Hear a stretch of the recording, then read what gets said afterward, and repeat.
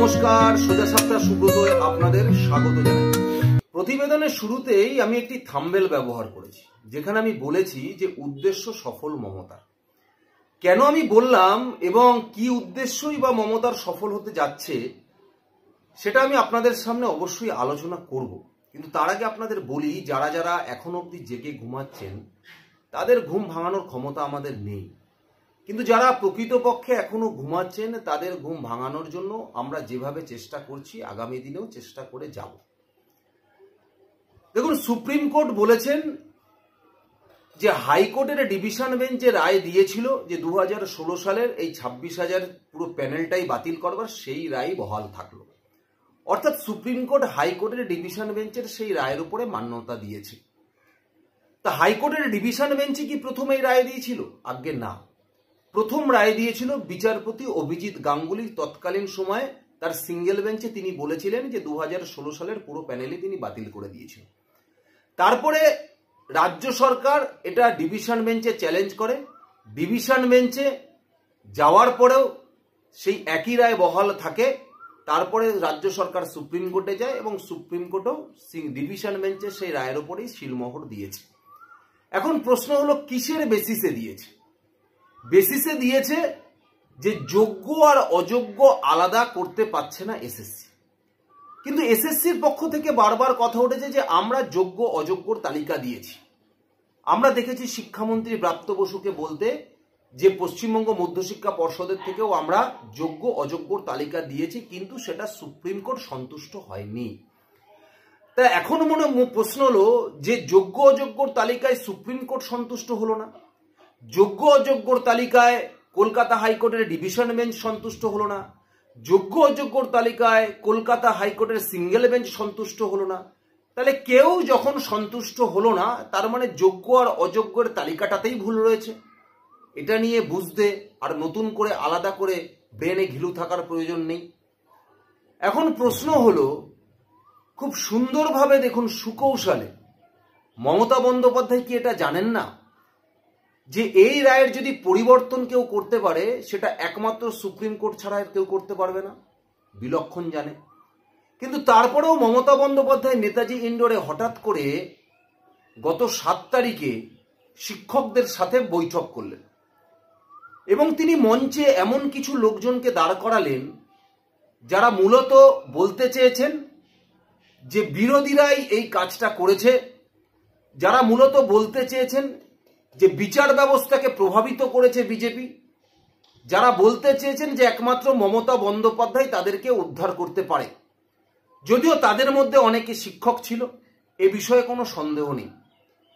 কিন্তু প্রশ্ন হলো যে গতকাল শিক্ষামন্ত্রী ব্রাত্য বসুর সাথে 12 জন প্রতিনিধি মিটিং করেছেন প্রায় 3 ঘন্টা, এবং তারা যখন মিটিংয়ে বসে তখন দেখলাম যেভাবে ক্যামেরা চারিদিকে ঘুরছে, তাতে মিটিং না শুটিং বুঝতে যথেষ্ট অসুবিধা হয়েছে প্রথম অবস্থায়।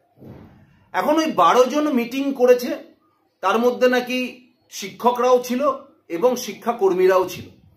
এখন প্রশ্ন সবার প্রথম আমার মনে যেটা জেগেছে যে এই 12 জন নিয়ে ব্রাত্য বসু যে মিটিংটা বা যে বৈঠকটা করেছিলেন, এদের সাথে বৈঠক ব্রাত্য বসু ঠিক মমতা বন্দ্যোপাধ্যায়ের নেতাজি ইন্ডোরে সেই সভার আগেও করেছিলেন, যে কারা কারা মঞ্চে থাকবেন, কারা কারা কি বলবেন, সেই একই কথা মধ্যশিক্ষা পর্ষদের বিকাশ ভবনে বসে ব্রাত্য বসু করে এদেরকে পুরো শিখিয়ে পড়িয়ে দিয়েছিলেন। ঠিক তাদের মধ্যে থেকেই প্রতিনিধিদের নিয়ে ব্রাত্য বসু বৈঠক করলেন। এখন খুব সাধারণভাবে ওই বৈঠক থেকে বেরিয়ে আসার পরে সেই শিক্ষকদের প্রতিনিধিরা যে কথাগুলো সংবাদ মাধ্যমের সামনে বললেন, সেটা শোনার পরে সবার প্রথম আমার মস্তিষ্কে যেটা এসেছিল যে এই শিক্ষকগুলো কি আদৌ যোগ্যতার ভিত্তিতে চাকরি পেয়েছে, না এরা অযোগ্য? কারণ দেখুন, যোগ্য আর অযোগ্য যদি এসএসসি বাছাই করতে না পারে তাহলে আমি আর আপনি কে? আর এখন যারা অযোগ্য তারাও বলবে না আমরা অযোগ্য, তারাও কারোর কাছে কি টাকা চাইবে না, বরং তারা সিম্প্যাথি আদায় করতে বলবে যে আমরাও যোগ্য ছিলাম, দিদির কথা মতো কেন্দ্রীয় সরকার আমাদের চাকরি খেয়ে নিয়েছে, কোর্টের উপরে হস্তক্ষেপ করে বিজেপি সরকার এইসব করেছে, সিপিএম এইসব করেছে, এইগুলো বলে তারা সমাজে টিকে থাকার চেষ্টা করবে। কিন্তু এই যে যারা ব্রাত্য বসুর সাথে বৈঠক করেছে, যে তারা কি আদৌ যোগ্য?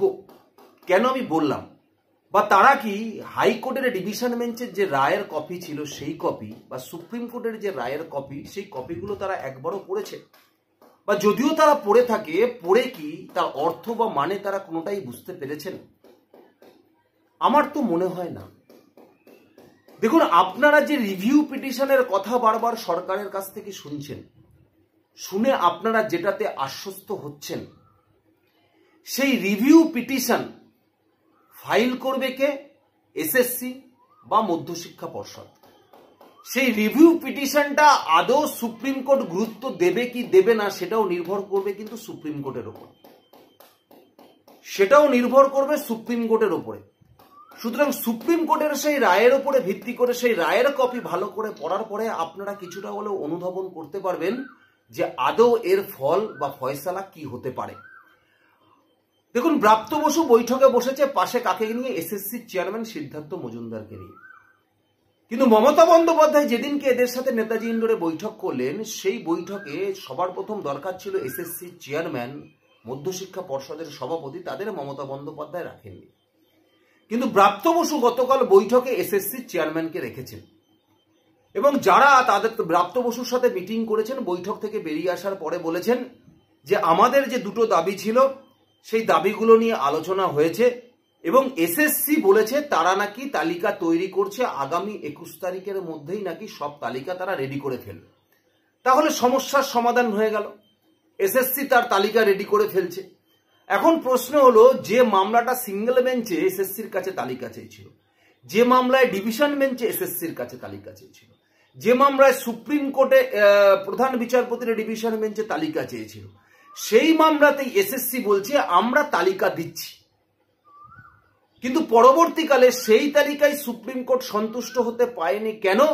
তার দায় কিন্তু এসএসসির। তার কারণ হচ্ছে যে তালিকা সুপ্রিম কোর্ট দিয়েছে যোগ্য আর অযোগ্যর, তার মধ্যে যে যোগ্যর তাহলে অযোগ্যর তালিকা সুপ্রিম কোর্টের কাছে এসএসসি দিয়েছে, আর বাকি যারা যোগ্য ছিল তাদের যে তালিকা, সেই তালিকা নিয়ে এসএসসি নিজেরাই বলতে পারেনি এই যোগ্যদের মধ্যে যা আর বাকি যারা আছে তারা সবাই যোগ্য। অর্থাৎ এদের যারা অযোগ্য তাদের তালিকা দিয়েছে, আর বাকি যারা আছে তারা যে যোগ্য সেটা এসএসসি কিন্তু বলতে পারেনি। এখন প্রশ্ন হলো, তাদের কাছে পরের যে প্রশ্নটা আসছে যে এই যে 22 লক্ষ পরীক্ষার্থী পরীক্ষা দিয়েছিল তাদের ওএমআর শিট, সেটা নাকি সরকারের কাছে আছে।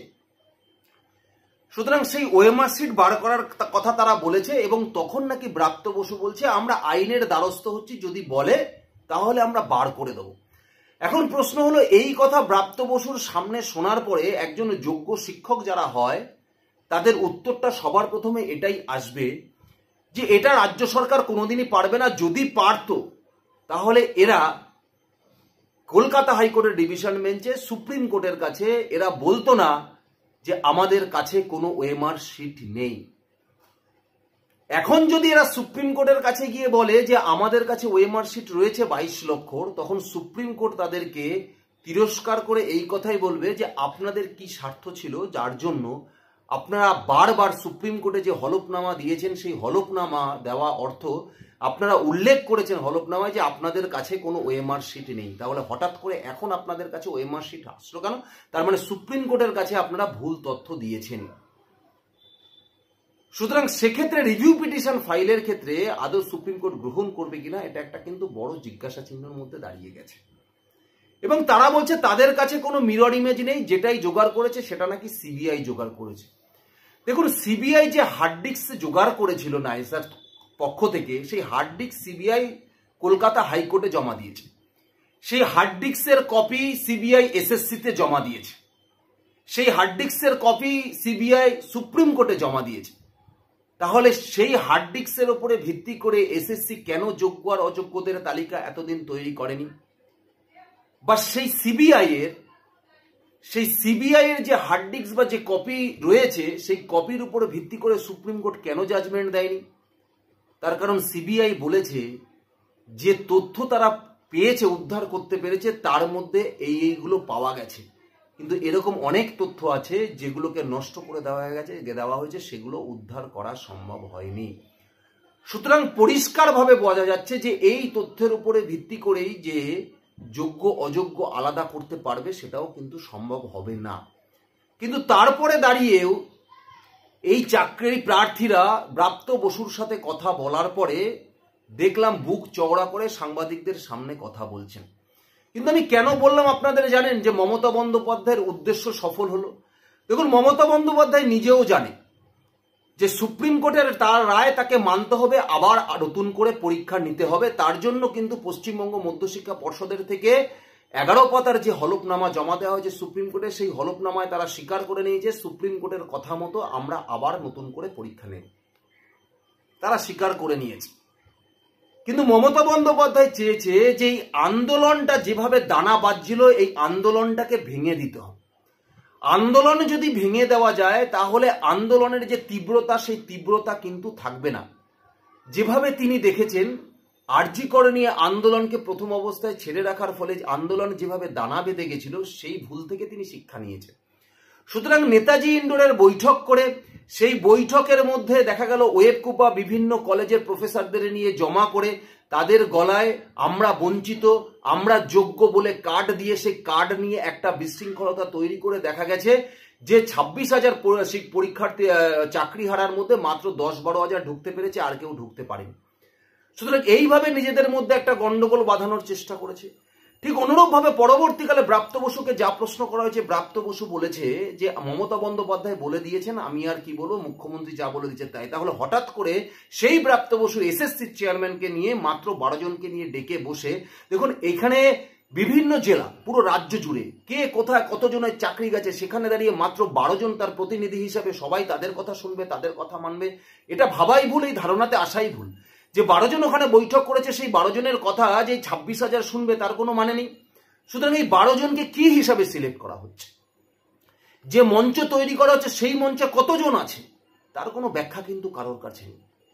এবং তাই নেই বলেই এসএসসির বাইরে কিন্তু একটা শ্রেণী সংখ্যা তারা অনশনে বসে গেছে এবং এই 12 জন গিয়ে ব্রাত্য বসুর সাথে বৈঠক করছে।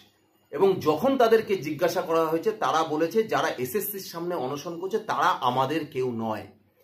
এই যে কথা, যারা এসএসসির সামনে অনশন করছে তারা আমাদের কেউ নয়, তারা প্রত্যেকটা মুহূর্তে মিডিয়ার সামনে বলছে 26,000 চাকরি প্রার্থীরা বঞ্চিত হয়েছে, যোগ্যরা বঞ্চিত হয়েছে। তাহলে কি আপনারা বলতে চাইছেন যে এসএসসির সামনে যারা অনশন করছেন তারা অযোগ্য আর আপনারা যোগ্য? তাহলে আপনারা যে যোগ্য তার প্রমাণই বা কি আছে? বা আপনারা তৃণমূল কংগ্রেসের সাথে টাই আপ করে, আপনারা মন্ত্রীদের সাথে টাই আপ করে কোনো কারণে আপনারা ভাবছেন যে আপনাদের এই 12 জনের জায়গাটাকে কোনো কারণে যদি অন্য কোনো পদ্ধতিতে সুনিশ্চিত করে দেওয়া যায় অন্য কোনো ডিপার্টমেন্টে, তাহলে সরকার ভাবছে এই আন্দোলনটাকে শেষ করে দেওয়া যাবে। তার সঙ্গে সঙ্গে আপনারা ভাবছেন যে যে যা পারে করুক, আমাদের নিজেদেরটা হয়ে গেলেই হলো। না হলে 12 জন প্রতিনিধির সিলেকশন করলো কে? আপনাদের এই 12 জন প্রতিনিধির কথা অন্যরা শুনবে তার কি গ্যারান্টি আছে? আপনারা কোথাও কিছু সংখ্যক মানুষ বসবাস করছেন, কিছু সংখ্যক মানুষ সেখানে থাকছেন, ময়দানে থাকছেন, আপনারা ধরে নিচ্ছেন আপনারা এই মঞ্চ করেছেন এদের সাথে ব্রাত্য বসুর আলোচনা করবেন। আপনাদের এরকম বিভিন্ন জেলায় তারা অবস্থান বিক্ষোভ করছে, আপনারা তারা আপনাদের কথা শুনবে তার কি গ্যারান্টি আছে? সুতরাং এটা মমতা বন্দ্যোপাধ্যায়ের একটা কৌশল। ব্রাত্য বসুকে বলেছে তুমি এদের নিয়ে বসো, 12 জনকে নিয়ে বসো, প্রকাশ করো এই 12 জন হলো এদের মাথা। এবং যারা যারা এসএসসির সামনে ধর্ণা দিচ্ছে এদের মুখ থেকে বলাও যে এরা আমাদের কেউ নয়, যার ফলে যারা এসএসসির সাথে ধর্ণা দিচ্ছে তাদের মধ্যে একটা ভাগ করে দাও। এই যে দুটো ভাগ অলরেডি তৈরি করে দেওয়া হলো, একটা এসএসসির সামনে আন্দোলন অনশন করছে আর একটা আমাদের সাথে দেখা করছে, এই ভাগটাকেই আরো ভাগ করতে হবে, কম করে 5-6টা করে ভাগ। এই 5-6টা করে ভাগ করে দিয়ে কিছু কিছু লোককে কমিটি বানিয়ে তাদেরকে মাথায় নিয়ে এসে তাদের 2-3 জনকে কোনো রকম টোপ দিয়ে অন্য কোনো জায়গায় ঢুকিয়ে দাও, দিয়ে এই আন্দোলনটাকে পুরোপুরিভাবে দমিয়ে দাও। এটা হলো মমতা বন্দ্যোপাধ্যায়ের মেন লক্ষ্য। আর যে লালিপপ গতকাল দিলেন এই শিক্ষকদের কাছে, এই লালিপলে কিন্তু যে সমস্ত যোগ্য শিক্ষকরা চাকরিহারা তারা কেউ সন্তুষ্ট নয়। এরা গেছে ব্রাত্য বসুর কাছে নিজেদের আখের গোছানোর জন্য। আর এই সুযোগটা মমতা বন্দ্যোপাধ্যায় নেবেন, ব্রাত্য বসু নেবেন, আপনারা নিশ্চিত থাকুন। সুতরাং এর উপরে ভিত্তি করেই আমি আপনাদের সামনে এই কথাগুলো রাখলাম। এখন আপনাদের যেটাই মনে হয় না কেন আপনারা অবশ্যই আমাকে কমেন্টস বক্সে জানাবেন। ধন্যবাদ, নমস্কার।